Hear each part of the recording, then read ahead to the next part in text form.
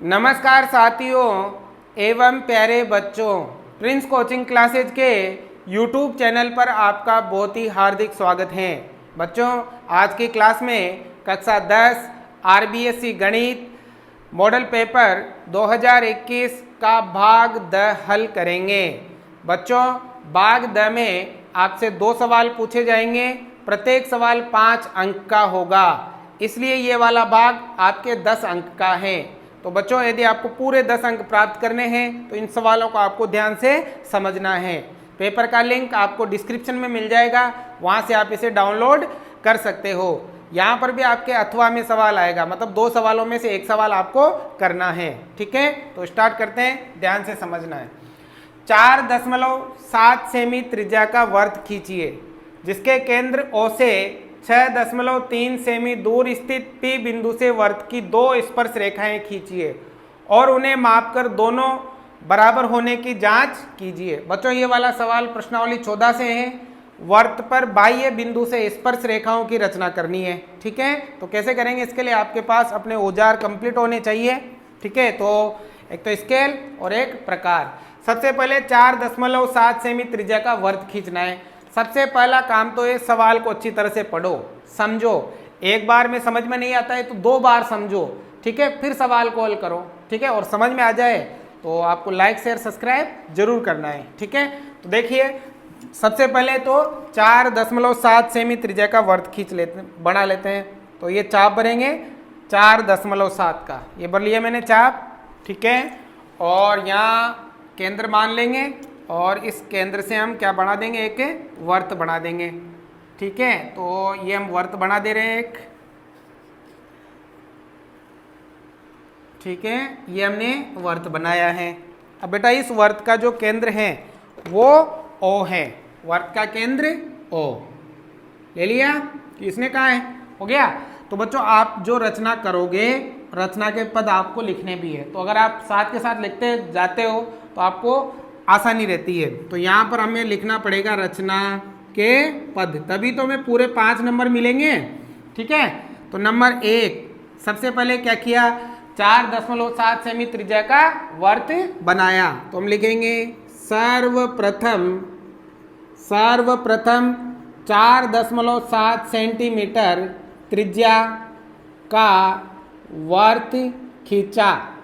ठीक है, और इस वर्त का जो केंद्र है वो क्या है, O है। ठीक है, जिसका केंद्र O है। ठीक है, ले लिया। अब क्या कह रहा है कि केंद्र से 6.3 सेमी दूर एक बिंदु P लेना है। तो हम क्या करेंगे, लेंगे इस पैमाना और इसके केंद्र से 6.3 सेमी दूरी पर एक बिंदु लेंगे। तो ये ले लिया हमने, और यहाँ से ये 6.3 सेमी दूरी पर एक बिंदु है और इस बिंदु का नाम क्या ले लिया, P ले लिया। ठीक है, तो ये बिंदु P ले लेंगे और फिर इस P को किससे मिला देंगे, O से मिला देंगे। ठीक है, तो नंबर 2 में क्या लिखेंगे, वर्त के केंद्र O से 6.3 सेमी दूर बिंदु P लिया। ठीक है, और P को O से मिला दिया। अब इस P बिंदु से इस पर 2 स्पर्श रेखाएं खींचनी है। ठीक है, लेकिन हमें डायरेक्ट नहीं खींचनी है। सबसे पहले हम क्या करेंगे, सबसे पहले बच्चों इस जो OP रेखाखंड है इसका हम करेंगे लंब समद्वि भाजन। क्या करोगे, लंब समद्वि भाजन करोगे। तो O पर हम प्रकार को रखेंगे और इसका आधे से अधिक नाप ले लेंगे ये। ठीक है, और एक चाप ऊपर की तरफ लगाएंगे और एक चाप नीचे की तरफ लगाएंगे। अब इसको P पर रखेंगे, एक चाप ऊपर और एक चाप नीचे। ठीक है, और ये जहाँ पर ये दोनों चाप कटे उनको हम क्या करेंगे, मिला देंगे। ठीक है भाई, तो ये हमने इनको मिला दिया, ये लीजिए। ठीक है, हो गया। अब देखो, आपके ये मैं थोड़ा बड़ा बना रहा हूँ इसको, मेरे पास पिक्स नाप नहीं ले रहा हूँ मैं, ताकि आपको ये अच्छी तरह से समझ में आ जाए। तो आपको पिक्स माप लेके बनाना है, ये थोड़ा अंदर आ सकती है ये वाली लाइन, ठीक है ना। हो गया। अब क्या करना है बच्चों, यहाँ पर जहाँ पर इस लाइन का इसने समद्विभाजन किया उसको हम एम नाम दे देते हैं। क्या नाम दे देंगे? एम। तो नंबर 3 में हम क्या लिखेंगे? रेखाखंड ओपी का लंब समद्विभाजन समद्विभाजन किया, जो ओपी को एम पर काटता है। हो गया? चलिए हो गया। अब अगला काम क्या करना है बच्चों? अगला काम करना है कि इस एम को आपको केंद्र मानना है। ये लीजिए यहाँ प्रकार, और ओ तक प्रकार को खोलना है, या इधर पी तक प्रकार को खोलना है, ठीक है। हो गया। और यहाँ से आपको वर्त बना देना है, ठीक है। ये हमने एक क्या बना दिया? वर्त बना दिया, ठीक है। अब ये वाला जो वर्त है, ये जो हमने वर्त बनाया है ना, ये ओ केंद्र वाले वर्त को यहाँ पर और यहाँ पर काट रहा है। मान लो यहाँ पर हमने ए नाम दे दिया और यहाँ पर हमने बी नाम दे दिया, ठीक है। तो ये लिखो नंबर 4। क्या किया भाई? एम ओ त्रिज्या लेकर एक वर्त खींचा, जो ओ केंद्र वाले वर्त को ओ केंद्र वाले वृत्त को ए व बी पर काटता है, ठीक है। ए व बी पर काटता है। अब सिंपल, पी को ए से मिलाना है और पी को बी से मिलाना है, तो आपकी स्पर्श रेखाएं कंप्लीट हो जाएगी। तो हम क्या करेंगे भाई? पी को किससे मिलाएंगे? ए से। तो ये पी को हमने मिला दिया ए से, और फिर पी को किससे मिलाएंगे? पी को हम बी से मिलाएंगे। तो ये पी को किससे मिला दिया? बी से मिला दिया, ठीक है। नंबर 5 में क्या लिखेंगे? अब ए व बी को बिंदु पी से मिलाया। किससे मिलाया? बिंदु पी से, ठीक है। और इस प्रकार अगला पॉइंट यहाँ लिख देता हूँ मैं, नंबर 6। क्या किया? अतः ए पी व बी पी दो स्पर्श रेखाओं की रचना हुई, ठीक है। और नंबर 7, अब क्या करना है? आपको इन दोनों को मापना है, ठीक है ना। अब जब बेटा इनको मापोगे ना, तो ये पिक्स बराबर आएगी, दोनों की लंबाई क्या आएगी? बराबर। तो आपको यह लिखना है, दोनों को मापा तो दोनों की लंबाई क्या आए? आपके बराबर आए। और दोनों की जो लंबाई है उसका माप भी आप लिख सकते हो। समझ में आ गया? तो इस प्रकार से आपको इस सवाल में रचना करनी थी। मैंने यहाँ पर चित्र बड़ा बनाने के लिए नाप पिक्स नहीं लिया है, आपको पिक्स माप लेके ही ये बनाना है, ठीक है। तरीका आपको समझ में आ गया होगा। अब देखो अथवा में, इसी सवाल के अथवा में, एक बेलन के आधार का क्षेत्रफल 154 सेंटीमीटर स्क्वायर तथा ऊंचाई 21 सेमी है, बेलन का आयतन ज्ञात कीजिए। देखो बहुत आसान सवाल है और 5 नंबर का है, तो आपको ध्यान पूर्वक इसे समझना है। देखो सबसे पहले तो एक बेलन है, बेलन आप भली भांति परिचित हो बेलन से, ये है बेलन, ठीक है। और बच्चों इसने कहा है कि बेलन के आधार का क्षेत्रफल, बेलन का आधार ये वाला है ना, बेलन का आधार होता है वर्ताकार, मतलब ये जो क्षेत्रफल दे रखा है ना, ये वर्त का क्षेत्रफल दे रखा है। कितना है? 154 सेंटीमीटर स्क्वायर तथा ऊंचाई, और बेलन की जो ऊंचाई दे रखी है वो कितनी दे रखी है? 21 सेंटीमीटर। तो हमें ज्ञात करना है बेलन का आयतन, ठीक है। बहुत ही आसान है। सबसे पहले तो हम लिख लेंगे, यहाँ दे रखा है बेलन की ऊंचाई। बताओ ऊंचाई को हम h से लिख सकते हैं, h बराबर है 21 सेंटीमीटर। फिर दे रखा है बेलन के आधार का क्षेत्रफल, बताओ 154 सेंटीमीटर स्क्वायर। अब हमें ज्ञात करना है बेलन का आयतन, है ना। बताओ आयतन का सूत्र क्या होता है भाई? बेलन का आयतन ज्ञात करने का सूत्र ये होता है पाई आर स्क्वायर एच, ये होता है। अगर हमें बेलन का आयतन ज्ञात करना है तो हमारे पास त्रिज्या होनी चाहिए, हमारे पास ऊंचाई होनी चाहिए। तो देखो यहाँ ऊंचाई तो है लेकिन त्रिज्या नहीं है, तो सबसे पहले आप त्रिज्या ज्ञात करोगे। अब त्रिज्या कहाँ से ज्ञात करोगे? आधार के क्षेत्रफल से। आधार का क्षेत्रफल कैसा होता है? वर्ताकार। मतलब ये जो क्षेत्रफल दे रखा है ये किसका क्षेत्रफल दे रखा है? वर्त का क्षेत्रफल दे रखा है ना। तो बताओ बेलन के आधार का क्षेत्रफल मतलब वर्त का क्षेत्रफल सूत्र क्या होता है? पाई आर स्क्वायर बराबर 154। पाई का मान 22/7 गुणा आर स्क्वायर बराबर 154। हमें मान ज्ञात करना है आर का, तो 22/7 उधर जाएगा, नीचे वाला तो ऊपर हो जाएगा और ऊपर वाला नीचे हो जाएगा। तो ये हो जाएगा आर स्क्वायर बराबर 154 गुणा ये 7 ऊपर जाएगा और 22 नीचे आ जाएगा। ठीक है, अब 22 का भाग 154 में जाएगा 7 बार, है ना। देखो आर स्क्वायर यहाँ 7 भी कितनी बार? 2 बार। स्क्वायर से स्क्वायर कट गया तो आर बराबर आ गई 7 सेंटीमीटर। आ गया ना। मतलब बेलन की त्रिज्या कितनी है? 7 सेंटीमीटर। अब आयतन आसानी से निकाल सकते हो।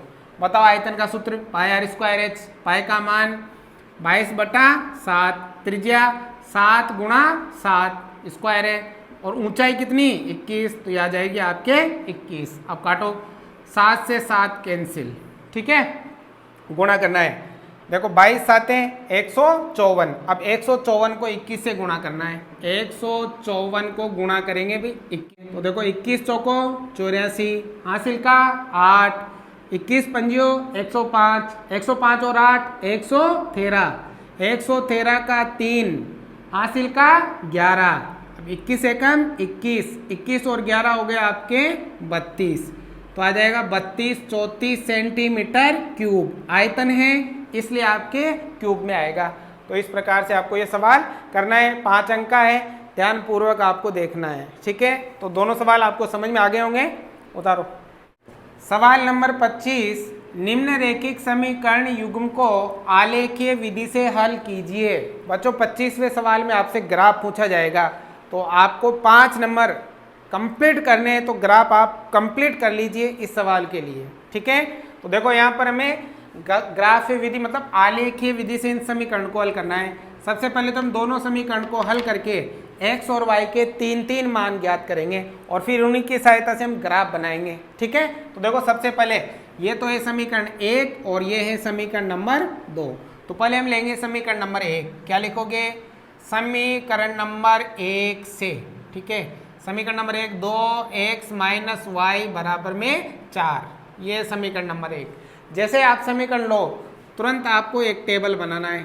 ठीक है, ये आपको एक टेबल बनाना है और इस टेबल में x और y के आपको 3 मान निकालने हैं। कितने? 3-3 मान आपको निकालने हैं। ठीक है, अब आपको करना क्या है बच्चों? इस समीकरण में इस तरफ या तो आपको x रखना है या आपको y रखना है, बाकी सब नंबर पीछे भेजना है उधर। ठीक है, तो हम यहाँ क्या करेंगे? y को रख लेंगे, है ना। तो यहाँ माइनस का y रह जाएगा, उधर 4, ये 2x प्लस का है, उधर जाते हो जाएगा माइनस का 2x। ठीक है, हो गया। अब आपको क्या करना है? जैसे ये y या x अकेला रह जाए तो दूसरी तरफ x की जगह पे मान रखना है। आपको x की जगह पे क्या करना है? मान रखना है। ठीक है, अब मान क्या रखोगे? देखो आप कोई सा भी मान रख सकते हो। जैसे यहाँ मैंने माइनस का y बराबर 4 - 2 गुणा 0 रख दिया। ठीक है, फिर माइनस का y बराबर 4 - 2 गुणा 1 रख दिया। फिर माइनस y बराबर 4 - 2 गुणा 2 रख दिए। ठीक है, तो 3 बार रखना है ऐसे, क्योंकि मैं 3 मान ज्ञात करने हैं। तो देखो x की जगह मैंने पहले 0, फिर 1 और फिर 2। तो आगे x का मान पहले 0, फिर 1 और फिर 2। अब हमें ज्ञात करना है y का मान। तो इसको हल करोगे तो y का मान आएगा। कैसे? देखो 4 का तो 4 माइनस 2 को 0 से गुणा किया 0। ठीक है, तो बताओ 4 में से 0 घटाएंगे तो 4। ठीक है, अब y माइनस का है ना, तो इस 4 को भी आप किसका करोगे? क्योंकि y माइनस का है तो इसका मान भी आपके माइनस का आएगा। अब यहाँ देखो 4 का तो 4 माइनस 2 एकम 2, 4 में से 2 गया तो 2। अब किसका? क्योंकि यहाँ माइनस है तो माइनस का रहेगा। अब माइनस ये देखो यहाँ 4 का तो 4 माइनस 2 दूनी 4, 4 में से 4 गया तो 0। अब 0 प्लस का हो या माइनस का कोई फर्क पड़ने वाला नहीं है। तो ये मान किसका आ गया, y का। पहले माइनस का 4, फिर माइनस का 2 और फिर 0। तो ये वाली आपकी पहली समीकरण हल होती है। ठीक है, अब इसी प्रकार आपको दूसरी समीकरण हल करनी है। तो यहाँ लिखोगे समीकरण नंबर 2 से। ठीक है, दूसरी समीकरण लेनी है। अब बच्चों दूसरी समीकरण, या फिर मैं यहाँ ले लेता हूँ, इधर ग्राफ बना लेंगे। यहाँ लेंगे समीकरण नंबर 2 से। समीकरण नंबर 2 क्या है आपके, x प्लस वाई प्लस 1 बराबर 0। यही है ये समीकरण 2। जैसे समीकरण लो आपको टेबल बनानी है, और टेबल में आपको मान निकालना है x का और y का। आपको 3 मान निकालने हैं, तो इस प्रकार से आपको टेबल बनानी है। ठीक है, अब समीकरण हल करो। वही नियम, इस तरफ या तो x रखो या y रखो, बाकी सब नंबर पीछे भेज दो। तो x रख लो, y रखना चाहो तो y रख लो, कोई दिक्कत नहीं। तो x रख लेते हैं। तो x बराबर, अब ये दोनों प्लस के हैं तो दोनों किसके हो जाएंगे, माइनस के, मतलब माइनस का y माइनस का 1। ठीक है, अब जैसे x अकेला रह जाए तो y की जगह आपको मान रखना है। तो x बराबर माइनस 0 रख लेते हैं। फिर x बराबर कितना, माइनस है तो सही 1 रख लेते हैं। फिर x बराबर माइनस तो यही सही 2 रख लेते हैं। ठीक है, तो ये हमने किसकी जगह लिखा, y की जगह। पहले 0 फिर 1 फिर 2, माइनस के नहीं रखे, माइनस तो इसकी वजह से आ रहा है ना, प्लस के रखे हैं।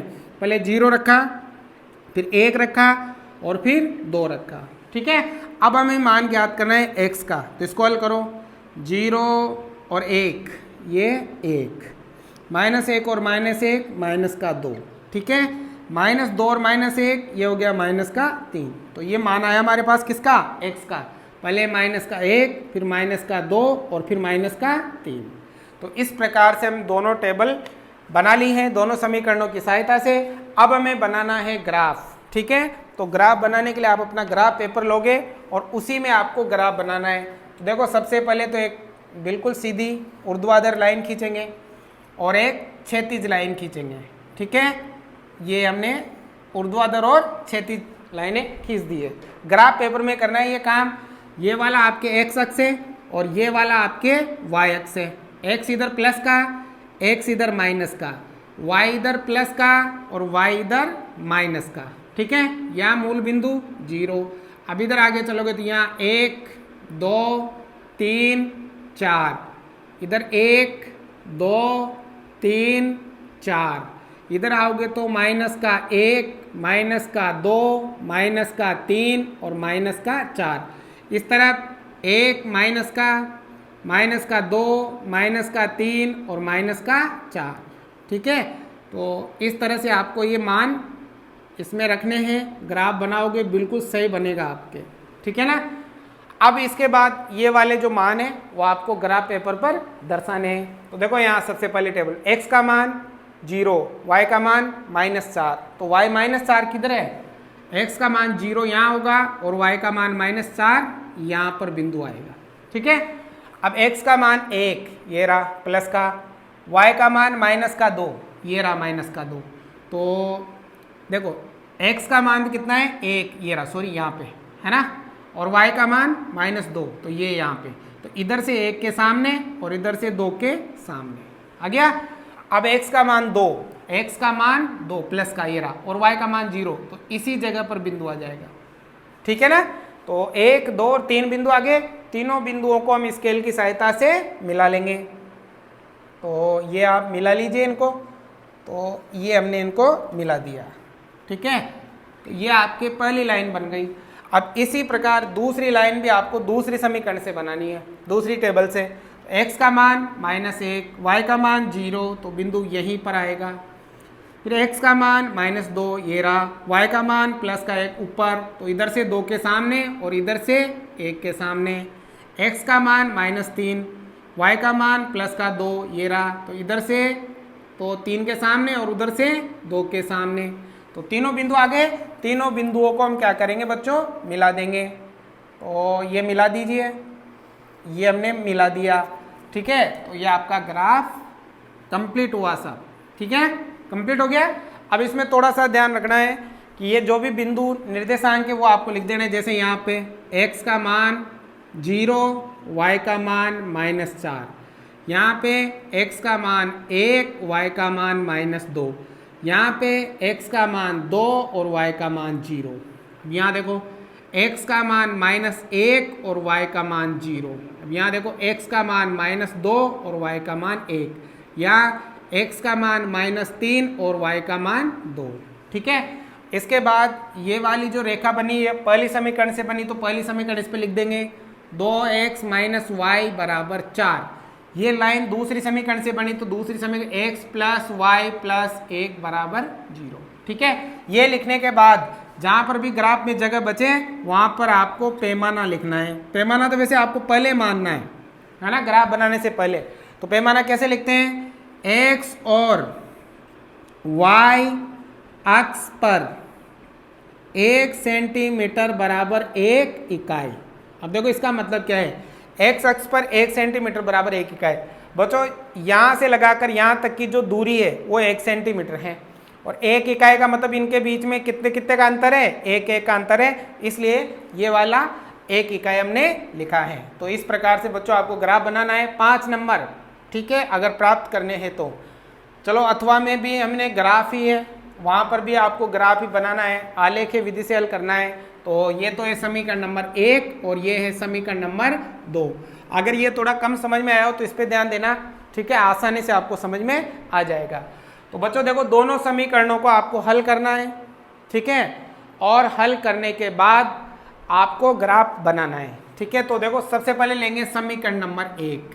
समीकरण नंबर 1 से देखो समीकरण नंबर 1 क्या है, x + 3y बराबर 8। ठीक है, ये समीकरण नंबर 1। जैसे समीकरण लो आपको बनानी है टेबल, और टेबल में आपको मान ज्ञात करना है x का और y का। 3 मान हम निकालेंगे। ठीक है, आप 2 भी निकाल सकते हो और आप चाहो तो ज़्यादा भी निकाल सकते हो। अब देखो वही नियम, इस तरफ या तो आप x रखो या y रखो, बाकी सब नंबर पीछे भेज दो। तो हम x रख लेते हैं, तो 8 ये प्लस का है, पक्षांतरण होते हो जाएगा माइनस का। अब जब x अकेला है तो y की जगह मान लिखने हैं, मान अपनी मर्जी से कुछ भी लिख सकते हो। तो जैसे x बराबर 8 - 3 गुणा 1 लिख देते हैं y की जगह, फिर x बराबर 8 - 3 गुणा 2 लिख देते हैं, फिर x बराबर 8 - 3 गुणा 3 लिख देते हैं। ठीक है, तो ये जो हमने लिखे मान वो किसकी जगह लिखे, y की जगह। पहले 1 फिर 2 और फिर 3। अब मान हमें निकालना है x का, हल करो, x का मान आएगा देखो 8, 3 एकम 3, 8 में से 3 गया तो 5। अब देखो 8 का तो 8, 3 दूनी 6, 8 में से 6 गया तो 2, 8 का तो 8, 3 तिया 9। अब 9 में से 8 जाएगा तो यहाँ बचेगा माइनस का 1। तो बच्चों ये वाला जो मान आया वो x का आया, पहले 5 फिर 2 और फिर माइनस का 1। ठीक है, अब इसी प्रकार लेना है समीकरण नंबर 2। तो क्या लिखोगे, समीकरण नंबर 2 से क्या है भाई, समीकरण नंबर 2x - 3y + का 10 बराबर में 0। ये समीकरण नंबर 2 मैंने आपको बताया। जैसे आपको समीकरण लो आपको बनानी है टेबल, और टेबल में आपको मान ज्ञात करना है x का और y का, आपको 3 मान ज्ञात करने हैं। ठीक है, तो इसमें भी सेम रूल रहेगा। इस तरफ या तो आप x रखोगे या आप y रखोगे, बाकी सब नंबर पीछे भेज देंगे। तो हम यहाँ x रख लेते हैं, तो 2x बराबर, अब देखो ये माइनस का है तो प्लस का हो जाएगा, और ये प्लस का है तो माइनस का हो जाएगा। हो गया। अब देखो यहाँ पर x अकेला ही रहना चाहिए, x के साथ 2 भी है। देखो जितने भी किए हमने इधर या तो x है, जो भी y रखा वो अकेला ही था। यहाँ 2 है ना, तो 2 को भी हम उधर भेज देंगे। ये 2 गुणा में है तो किस में चल जाएगा, भाग में। तो x बराबर 3y - 10 और भाग में आ जाएगा 2। ठीक है, अब देखो x बराबर, अब हमें x अकेला रह गया तो y की जगह मान लिखना है ना। लेकिन देखो ध्यान से, यहाँ पर बटे में संख्या आ रही है, पहले तो बटे में कहीं पे भी संख्या नहीं थी, यहाँ बटे में संख्या आ रही है। तो हम क्या करेंगे, जब भी बटे में संख्या आ जाए तो y की जगह आपको कोष्टक लगाना है 3 बार। तो यहाँ लिखेंगे 3 कोष्टक -10 बटा 2, फिर x बराबर 3 कोष्टक -10 बटा 2, फिर x बराबर 3 कोष्टक -10 बटा 2। ये तभी करना है जब बटे में संख्या आ जाए, तभी आपको कोष्टक लगाना है, या कोष्टक नहीं लगाओगे तभी चलेगा। ठीक है, ये थोड़ी ट्रिक बनाई है मैंने, इस वजह से ये कोष्टक लगाए हैं। अब देखो क्या करना है, आपको यहाँ पहला मान सोच कर लिखना है। सोच कर कैसे, देखो पहले तो हमने कोई सोचा नहीं, बिना यू रख दिया, 1 रख दिया, 2 रख दिया, 0 रख दिया, लेकिन यहाँ आपको सोच के रखना है। सोच कर मतलब कैसे, यहाँ हम ऐसा मान लिखें कि इसको हल करने पर उसमें 2 का पूरी बार भाग जाना चाहिए, है ना। तो जैसे मैं यहाँ 0 रखूँ, क्या रखूँ, 0, 0 को 3 से गुणा किया 0, अब 0 में 10 में से 0 घटाया तो 10 ही बचेगा, और 10 में 2 का भाग जाता है, तो हम रख सकते हैं 0। तो पहला मान सोचकर बाकी मान जोड़कर, बाकी मान जोड़कर कैसे, 0 में 2 जोड़ा तो 2, अब 2 में 2 जोड़ा तो 4, ठीक है। तो ये थोड़ा सा आपको ध्यान रखना है। तो बताओ बच्चों, ये हमने किसकी जगह लिखा, y की, पहले 0 फिर 2 और फिर 4। अब किसका मान ज्ञात करना है, अब हमें मान ज्ञात करना है x का, है ना, x का। तो इसको हल करेंगे तो x का मान आएगा। तो देखो कैसे, ध्यान देना यहाँ पे, 3 को 0 से गुणा किया 0, 10 में से 0 गया तो -10/2 और 2 का भाग जाएगा -5 बार, आ गया। अब यहाँ देखो 3 दूनी 6, 10 में से 6 गया तो -4/2 और 2 का भाग देंगे -2 आ जाएगा। अब यहाँ देखो 4 थी 12, 12 में से 10 गया तो +2 बचेगा, भाग में 2 और 2 का भाग 2 में 1 बार आ जाएगा। तो ये वाला जो मान आया वो किसका है, x का, पहले -5 फिर -2 और फिर +1 हो जाएगा, ठीक है।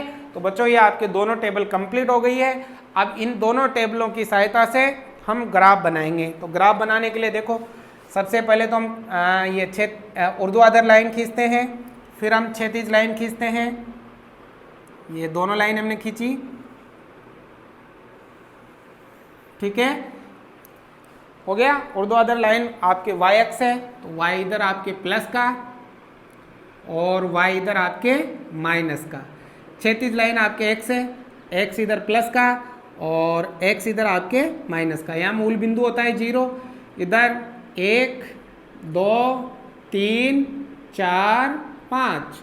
देखो यहाँ सबसे बड़ा मान 5 ही है, तो 5 तक की कापी है ना। नीचे आओ तो -1 -2 -3 -4 -5, ऊपर +1 +2 +3 +4 +5, इधर आएंगे तो -1 -2 -3 -4 और -5 हो जाएगा, ठीक है।